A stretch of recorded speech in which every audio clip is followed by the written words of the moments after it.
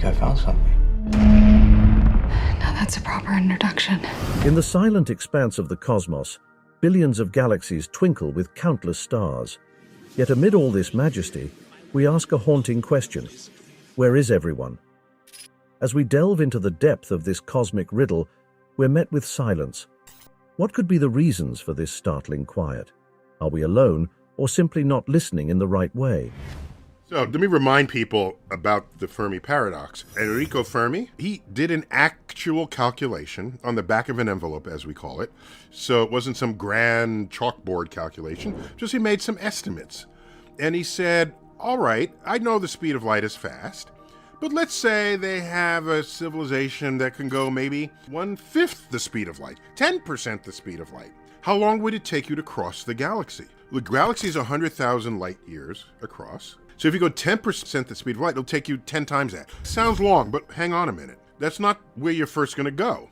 You're going to go from our star system to the nearby star system. And then you're going to pitch tent, grow civilization, and now you're going to launch again. But now you're not just going to go to one more, you're going to go to two more. And then each of those two will go to two more each. So that goes to 4, to 8, to 16. And so your civilization spreads out rapidly, exponentially. All right, and you'll get to nearby stars in 10, 20, 30, 50 years, and you just have a new civilization there, and they send out 2 more probes. What he concluded was, if any sensible assumptions you make, the whole galaxy and all available planets can be colonized within a few million years. That is short compared with the lifetime of the galaxy. So suppose you had an advanced civilization that started 5 billion years ago, at the birth of the sun, a whole other star that's been around. Then they could be all over the galaxy, and we don't see them. Imagine for a moment a vast cosmic stage. The potential for life teems in every corner, yet the universe remains eerily silent. This brings us to a chilling yet fascinating theory, the Great Filter. The Great Filter hypothesis suggests that somewhere between the birth of a planet and the emergence of a technologically advanced civilization capable of contacting others, there's an insurmountable wall. This wall, or filter, is a hypothetical stage so challenging to surpass that it reduces life as we know it to silence. Life may begin readily, even evolve into complexity, but there's a missing piece, an evolutionary leap too far, that prevents civilizations from maturing beyond a certain point. Perhaps it's the development of complex multicellular organisms, or maybe the leap to intelligent life. It could even be a self-imposed doom, such as a technological catastrophe that wipes out advanced civilizations before they can reach out to the cosmos. But if such a filter exists, where is it? Are we on the brink of encountering this obstacle, or have we already surpassed it?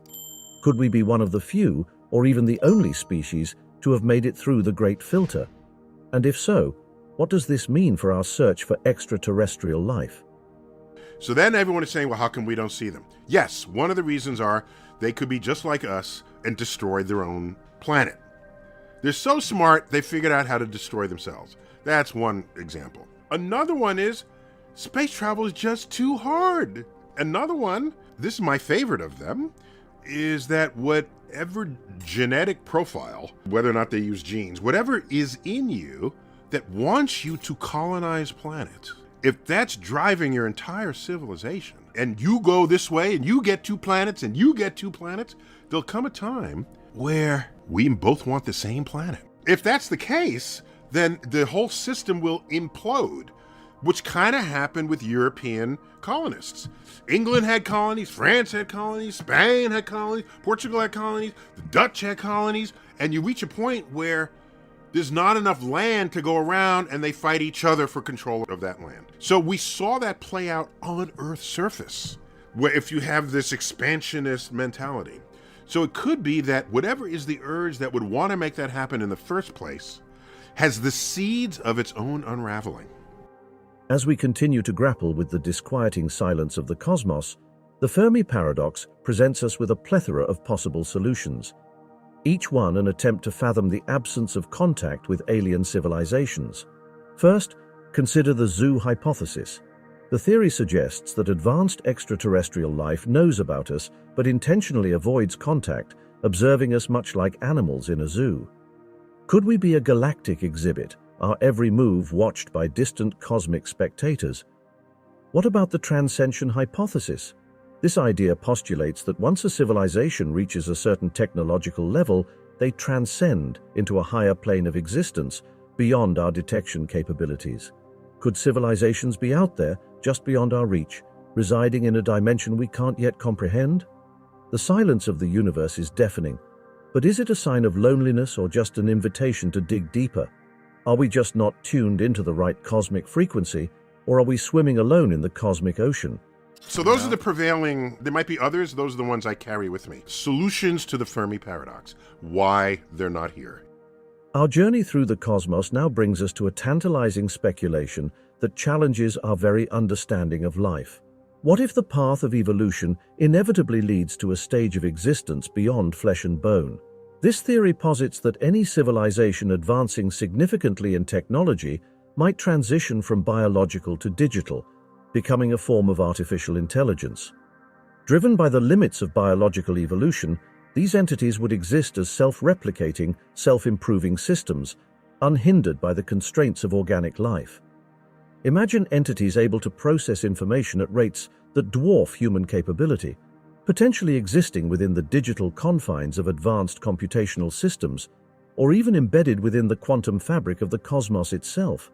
Could our universe be teeming with such advanced digital entities, their existence and communication mechanisms so far beyond our comprehension that we fail to recognize them?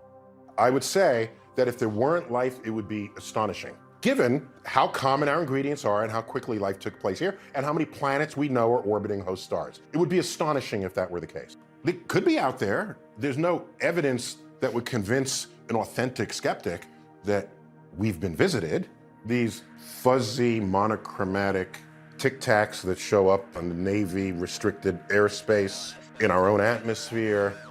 By the way, you've seen the high-resolution images from a telescope we parked 1 million miles from Earth, called the James Webb Space Telescope, looking at the edge of the universe. And the best you have of visiting aliens in our own atmosphere is a fuzzy tic-tac? You gotta do better than that if you're gonna convince an astrophysicist. Among the myriad of solutions to the Fermi paradox, one speaks directly to our imagination and the countless stories we've told across generations.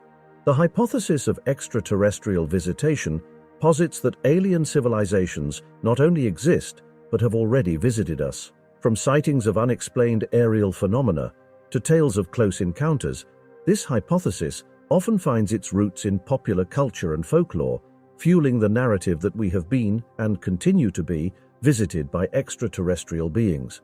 However, as captivating as these stories may be, science requires empirical evidence.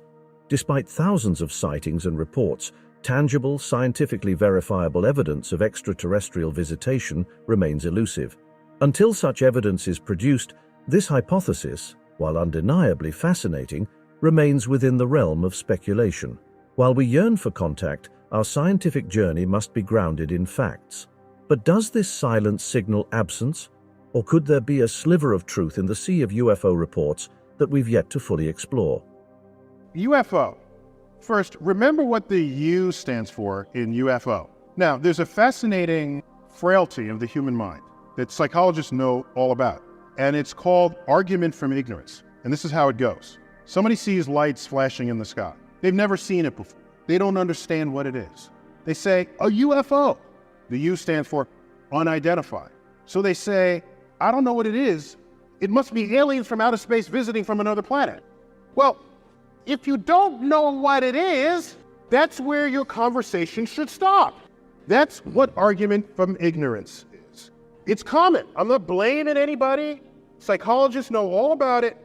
And it may relate to our burning need to have to know stuff because we're uncomfortable steeped in ignorance. You can't be a scientist if you're uncomfortable with ignorance, because we live at the boundary between what is known and unknown in the universe. In this cosmic symphony, we find ourselves at a unique juncture, teetering between a universe filled with potential companions and one where we stand alone. Each hypothesis of the Fermi paradox we've explored opens a door to a new understanding, a new perspective of our place in the cosmos. But the silence isn't oppressive, it's inspiring. It pushes us further, to look deeper into the universe and into ourselves. We may be a momentary flicker in the vast cosmic time, but our quest for answers, for connection, makes us an integral part of the cosmos. Remember, the universe's greatest secrets are not found, they are earned. So as we gaze up at the silent stars, let's continue to question, to explore, and to dream. For in the end, our journey through the stars may be the most human thing we do.